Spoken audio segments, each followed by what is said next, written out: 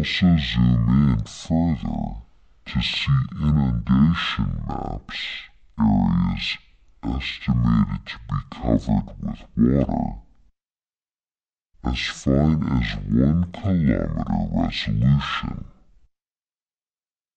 Organizations like the Red Cross and the UN World Flood Program are already using GFMS before, during, and after floods when ground information is lacking, which is often the case.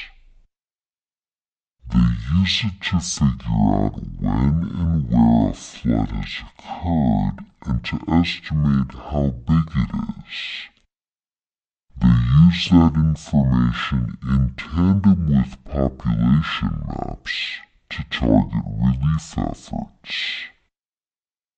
Adler is already looking forward to major improvements to the system, courtesy of the new GPM satellite.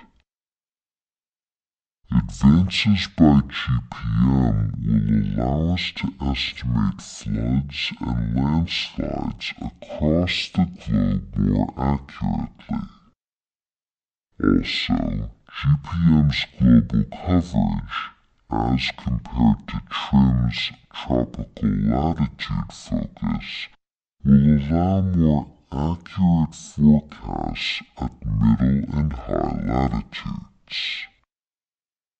Adler plans to work with international groups like the Global Flood Partnership to help spread the word. More information about the system is available at flood.umd.edu.